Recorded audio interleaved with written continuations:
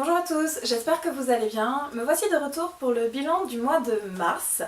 Le mois de mars a été un petit peu particulier, je ne sais pas trop ce qui s'est passé, j'ai eu beaucoup de mal à lire.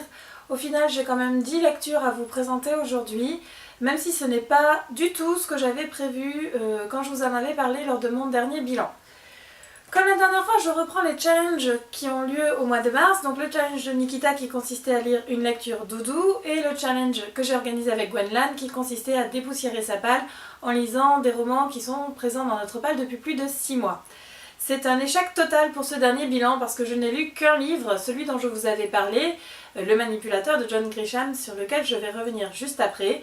Pour le challenge de Nikita, par contre, je n'ai lu qu'un livre de ceux que j'avais prévu, donc c'est-à-dire Légende. Et ensuite, j'ai lu une trilogie que j'ai reçue, qui n'est pas vraiment une lecture doudou, mais qui peut éventuellement rentrer dedans. Je vous en reparlerai un petit peu plus tard. On y va tout de suite pour les romans que j'ai lus, et on commence avec la première lecture.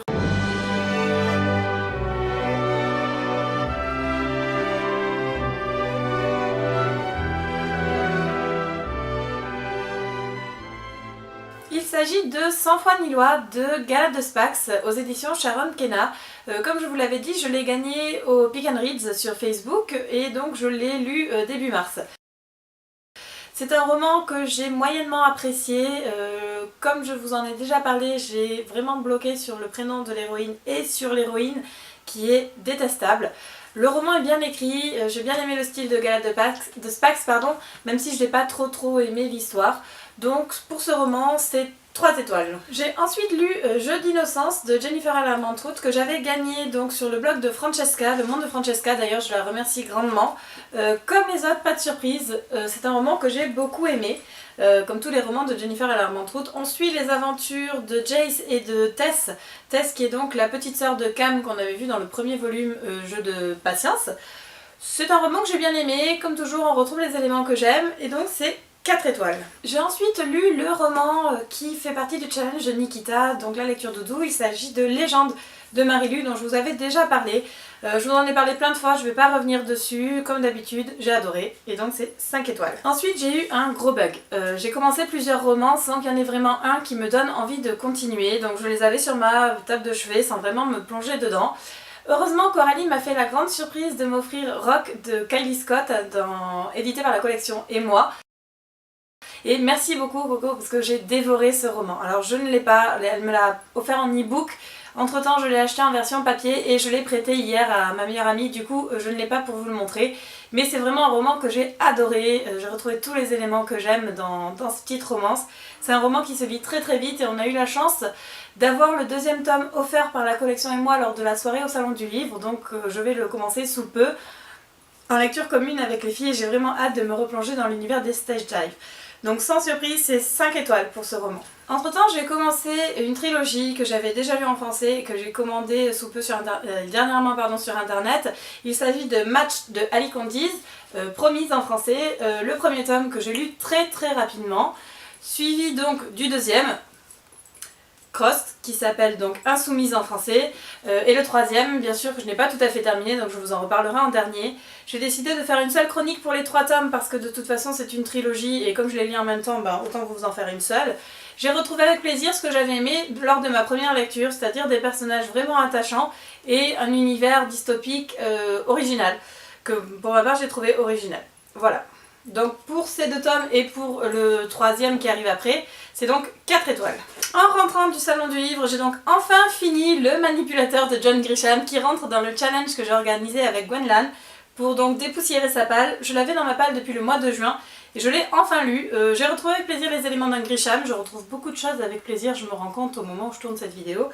Tous les éléments qu'on retrouve d'habitude, c'est-à-dire le côté juridique, l'aspect système juridique américain, l'aspect avocat qu'on a dans tous les romans de Grisham. Je me suis laissée prendre au jeu sans problème, je me suis fait manipuler par le personnage et j'ai vraiment apprécié toute l'intrigue et la fin de ce roman qui est très bien écrit comme toujours.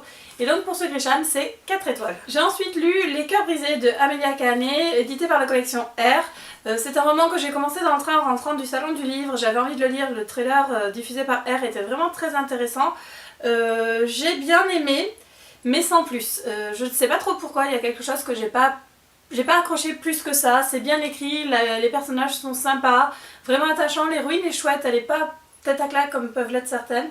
Je pense qu'il y a vraiment quelque chose à creuser, j'attends la suite, pas avec impatience parce que ça va, c'est pas un cliffhanger à la fin, mais j'attends la suite pour avoir les réponses à mes questions. Donc vraiment c'est un roman qui se laisse lire, une dystopie qui est fort sympathique. Ça reste sympa mais sans plus. J'ai bien aimé la couverture, le titre en relief, elle est rose et noire, c'est voilà, les couleurs que j'aime bien. Donc pour cette trilogie, donc pour cette dystopie, ce sera 3 étoiles. J'ai terminé un roman que j'avais commencé en même temps que Le Manipulateur, donc qui est resté sur ma table de chevet pendant un bon moment. Il s'agit de Mr. Kiss and Tell de Rob Thomas. C'est une histoire de Veronica Mars. Donc vous savez peut-être que je suis fan de la série, du film. J'avais déjà lu un premier tome il y a quelques temps.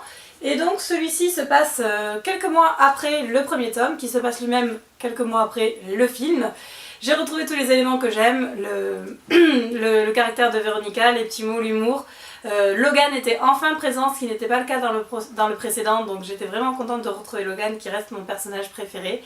Donc voilà, un Veronica Mars bien comme il faut dans la lignée, et donc je surveillerai avec plaisir la sortie des prochains tomes. Ma dernière lecture du mois, et oui on arrive déjà à 10 romans, et le 3e tome de la trilogie de Ali Kondi, il s'agit de Reached, Conquise en français. Donc c'est le dernier tome où toutes les questions sont enfin résolues. J'aime bien ce tome là parce que dans le premier on a uniquement le point de vue de Cassia, dans le deuxième on oscille entre Cassia et Kai, et dans celui-ci on a Cassia, Kai et Xander, donc qui sont les 3 personnages principaux de ce roman. Chacun amène une nouvelle partie à l'histoire, on a le point de vue de chaque personnage et toutes les réponses prennent enfin, toutes les questions ont enfin leur réponse et tout prend un nouveau sens. Voilà, c'est une trilogie que j'aime beaucoup, une dystopie qui est dans mon top 5. Donc sans surprise, celui-ci comme les 3 autres, ce sera 4 étoiles. C'est tout pour mes lectures du mois de mars. Comme je vous l'ai dit, je suis allée au salon du livre, j'ai ramené plein de livres, j'ai plein de choses à lire, donc je ne suis pas prête de tirer dans ma book jar. J'ai tiré un 2e roman mais je ne l'ai pas commencé encore, je suis vraiment sur les romans papier actuellement. J'ai plein de lectures communes à faire avec les filles, donc j'aurai pas vraiment le temps de choisir ce que je vais lire. Cependant, comme d'habitude, de challenge. Ce mois-ci, le challenge avec Coralie, il s'agit de la Beatlit. Avril, c'est Pâques, les cloches sont passées et elles ont laissé dans le jardin une tonne de chocolat et des mecs sexy, un peu spéciaux, vampires, loups-garous ou autres. Ce mois-ci, c'est la Beatlit. J'ai donc décidé de lire, je ne sais pas trop quoi encore, mais bon, la Beatlit, je m'inquiète pas trop. Je pense qu'il y aura un tome suivant de Chasseuse de la nuit, ça fait longtemps que j'en ai pas lu. Peut-être un Charlie Davidson. C'est déjà pas mal, peut-être un vampire de Chicago, mais je suis pas sûre vraiment. Je préfère pas me fixer de bouquins, vous avez vu ce que ça a donné le mois dernier. Donc voilà. Pour le challenge de Nikita, c'est beaucoup plus facile. Il s'agit d'un roman qui est depuis moins de 2 mois dans ma palle. Ça va être facile, j'ai tous les romans que j'ai achetés au salon du livre. Je vais essayer d'écouler un petit peu ma palle entre ceux que j'ai gagnés sur le blog de Jane Austen is like Wonderland, ceux que j'ai achetés au salon du livre et ceux que j'avais déjà dans ma palle. Donc voilà, là aussi pas de grosses surprises. Voilà, ce bilan du mois se termine. J'espère que j'ai pas parlé trop vite, j'ai l'impression d'avoir parlé très vite. J'espère que vous m'avez quand même comprise, j'essaierai de ralentir le rythme pour les prochaines vidéos. Je vous souhaite à tous et à toutes une très bonne journée et je vous dis à bientôt. Salut!